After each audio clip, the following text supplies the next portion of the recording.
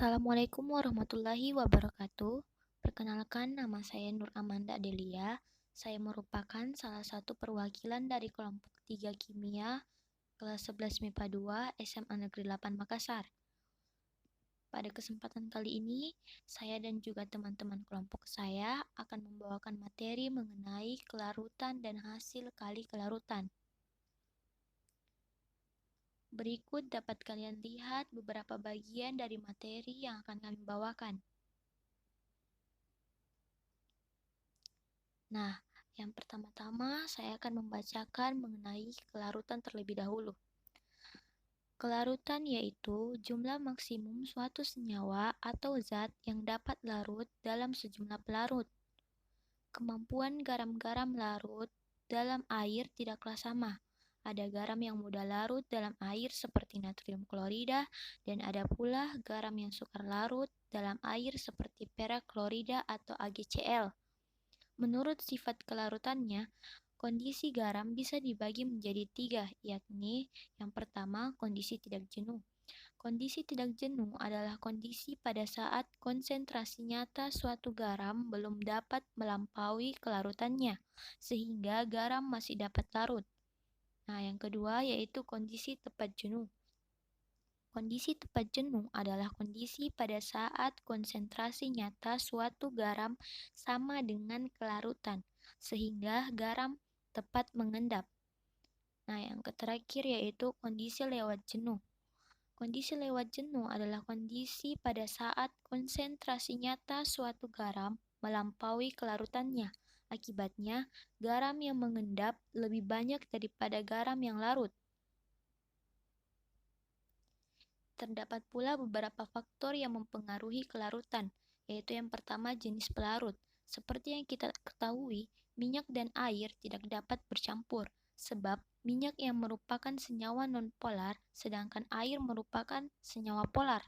Senyawa nonpolar tidak dapat larut dalam senyawa polar. Begitu juga sebaliknya. Jadi, bisa disimpulkan bahwa kedua zat bisa bercampur asalkan keduanya memiliki jenis yang sama. Yang kedua yaitu suhu. Kelarutan suatu zat berwujud padat semakin tinggi jika suhunya dinaikkan. Dengan naiknya suhu larutan, jarak antar molekul zat padat menjadi renggang. Hal ini menyebabkan ikatan antar zat padat mudah terlepas oleh gaya tarik molekul-molekul air, sehingga zat tersebut mudah larut. Yang terakhir yaitu pengadukan. Dengan diaduk, tumpukan antar partikel gula dengan pelarut akan semakin cepat, sehingga gula mudah larut dalam air. Assalamualaikum warahmatullahi wabarakatuh. Saya Ali Arini Sadia. Kali ini saya akan menjelaskan sedikit tentang hasil kali kelarutan. Hasil kali kelarutan adalah hasil kali konsentrasi ion-ion dalam larutan jenuh dipangkatkan koefisien masing-masing.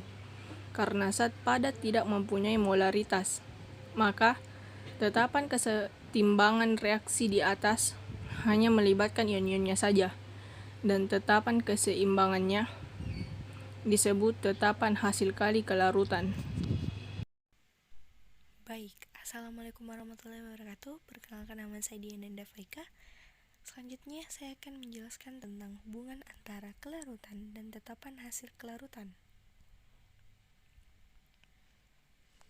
Nilai kelarutan dari suatu zat terlarut akan berubah jika spesies lain dalam larutan berubah. Hal ini berbeda dengan KSP. Nilai KSP dari suatu zat terlarut selalu tetap pada setiap temperatur yang spesifik. Untuk memahami hubungan S dan KSP, perhatikan kesetimbangan kelarutan dalam larutan jenuh Ag2CO3 berikut. Konsentrasi ion Ag+ dan ion CO3 2- dalam larutan jenuh pada saat setimbang dapat dikaitkan dengan larutan Ag2CO3 sesuai dengan stoikiometri perbandingan koefisien reaksi. Jika kelarutan Ag2CO3 dinyatakan dengan S, maka konsentrasi ion Ag+ sama dengan 2S dan konsentrasi ion CO3 2- sama dengan S. Dengan demikian, hubungan S dan KSP Ag2CO3 dapat dinyatakan sebagai berikut. Assalamualaikum warahmatullahi wabarakatuh. Saya Siti Salsabila, perwakilan dari kelompok 3 akan membacakan pengaruh ion senama pada kelarutan. Konsentrasi ion senama sangat berpengaruh pada sifat kelarutan suatu zat. Penambahan ion senama bisa mengurangi kelarutan suatu zat. Artinya, semakin banyak ion senama di dalam larutan, zat-zat terlarut semakin sulit untuk larut.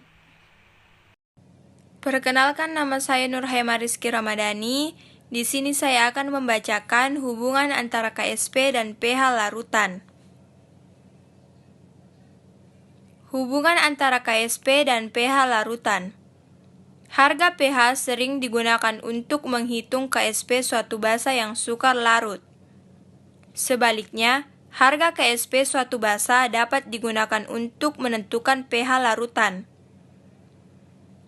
Nilai pH larutan basa dapat digunakan untuk menentukan nilai tetapan kelarutannya atau KSP. Hal itu berlaku untuk senyawa basa yang sulit larut di dalam air. Perhatikan reaksi berikut. Larutan kejenuhan LOH2 yang terurai menjadi L2 plus 2OH-. Semakin besarnya nilai pH menunjukkan semakin banyak konsentrasi ion OH- di dalam larutan tersebut. Apa yang akan terjadi bila konsentrasi ion H+ dan ion OH- pelarut air mengalami perubahan? Jika konsentrasi ion H+ atau OH- berubah, maka pH juga akan berubah. Selain itu, pH mempengaruhi tingkat larutnya berbagai zat. Suatu basa umumnya lebih larut dalam larutan yang bersifat asam dan sebaliknya lebih sukar larut dalam larutan yang bersifat basa. Konsep KSP dalam pemisahan zat. Konsep KSP dalam pemisahan zat. Konsep dasar kelarutan dan hasil kali kelarutan elektrolit bisa dimanfaatkan untuk memisahkan larutan yang sudah tercampur. Pemisahan dilakukan dengan cara menambahkan larutan elektrolit lain yang mampu berkaitan dengan ion-ion dalam larutan yang sudah tercampur tadi. Kelarutan setiap zat berbeda-beda, artinya ada zat yang cepat mengendap dan ada pula yang tidak. Nah, endapan itulah yang nantinya dipisahkan dari pelarut. Kondisi zat saat yaitu kondisi tepat jenuh, tidak jenuh, dan lewat jenuh. Kondisi ketiganya bisa ditentukan dari hubungan antara QC dan KSP. Jika QC kurang dari KSP, larutan berada pada kondisi tidak jenuh atau tidak ada endapan. Jika QC sama dengan KSP, larutan berada pada kondisi tepat jenuh atau tidak ada endapan. Jika QC lebih dari KSP, larutan berada pada kondisi lewat jenuh atau ada endapan.